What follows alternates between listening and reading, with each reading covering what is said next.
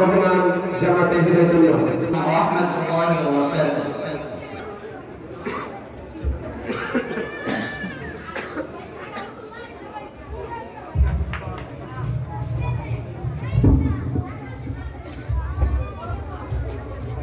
نحمده ونصلي على رسوله الكريم.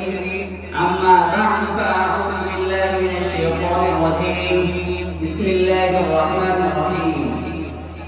ربنا أخرجنا من هذه القرية الظالم أهلها واجعل لنا من لدنك وليا واجعل لنا من لدنك نصيرا. জামিয়া মুহাম্মদিয়া শামসুল কর্তৃক আয়োজিত আজকের এই মজলিসের সম্মানিত সভাপতি মণ্ডলী এবং আমার সামনে উপস্থিত তৌহিদি জনতা, আপনাদের সকলকে আমার পক্ষ থেকে আন্তরিক শুভেচ্ছা ও অভিনন্দন। আজকে আমি আপনার সামনে যে বিষয়টি উল্লেখ করব তা হচ্ছে ইসলামী সম্প্রদায় বনাম পশ্চিমা সম্প্রদায়। আমি উক্ত বিষয়ের উপর কেন্দ্রিক করে আলোচনা করার চেষ্টা করব ইনশাআল্লাহ। প্রিয় উপস্থিতি, আসুন জেনে নেওয়া যাক প্রথমে ইসলামী সম্প্রদায় আগে বলে এবং ইসলামী সম্প্রদায় আমাদেরকে কি শিক্ষা দেয়। প্রিয় উপস্থিতি, ইসলামী সম্প্রদায় হচ্ছে একজন মানুষ শরীয়তের উপরে পরিপূর্ণ অনুসরণ করবে এবং একজন ব্যক্তি আল্লাহ তাআলার অনুসরণ করবে এবং রাষ্ট্র পরিচালনা করবে ইসলামী আইন অনুযায়ী।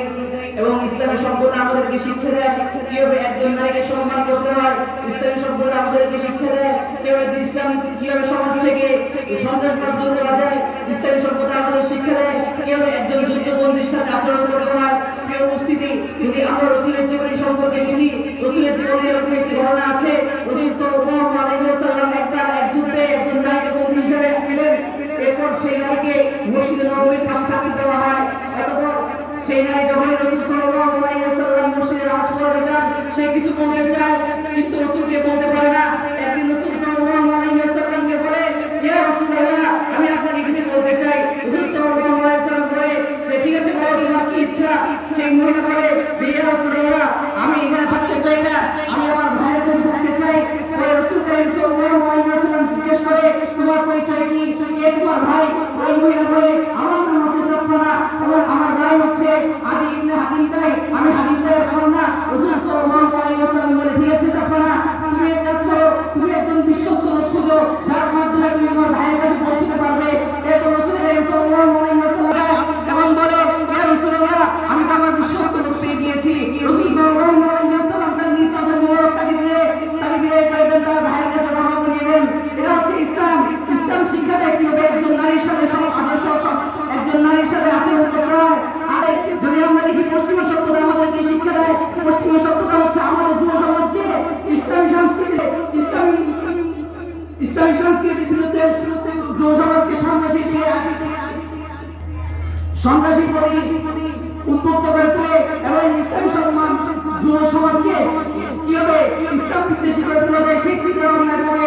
যদি আমরা পশ্চিমা সম্প্রদায় সম্পর্কে জানতে চাই, তাদের আচরণ সম্পর্কে জানতে চাই, তাহলে আমাদের দেখতে হবে 2003 সালে গায়েব হওয়া, 2007 সালে বন্দী হওয়া ডক্টর আফিয়া সিদ্দিকের কথা। যতবার ডক্টর আফিয়া সিদ্দিকে বন্দী করার পরে যতবার তাকে ধর্ষণ করা হয়েছে এবং তাকে প্রশ্ন করা হয়েছে, তুমি কি বাঁচতে চাও না? সে বারবার বলেছে, হ্যাঁ আমি বাঁচতে চাই। আমাদের বাঁচাতে মুসলিম সমাজ থেকে মোহাম্মদ বিন কাসিমের মতো একজন লোক আসবে, আমাদের বাঁচাতে খালেদ বিন ওয়ালিদের মতো একজন সেনাপতি আসবে। প্রিয় উপস্থিতি, আজ রাসূলের সাথে বলতে হয়, আজ আমাদের মুসলিম সমাজ ঘুমিয়ে আছে। আজ আমাদের মুসলিম সমাজ, আমাদের মুসলিম মা বোনদের উপর অত্যাচার হচ্ছে, আমাদের মুসলিম মা বোনদের নির্যাতিত হচ্ছে ফিলিস্তিনে, অথচ আমাদের কোনো মজবুত নেই। আমাদেরকে জাগিয়ে জেগে তুলতে হবে। আমি পরিস্থিতির একটাই কথা বলতে চাই, তুমি হবে এমন শক্তি যাই পরাজিত করা অসম্ভব, তুমি হবে এমন কণ্ঠ যাকে তুমি রাখা অসম্ভব, তুমি হবে মুসলিম সমাজের চেতনা, তুমি করো রাত্রিজীবী সাধনা। কারণ তুমি মুসলিম, তুমি ঘুমিয়ে থাকলে চলবে না। উপস্থিতি এই বলে আমি আমার বক্তব্য শেষ করছি।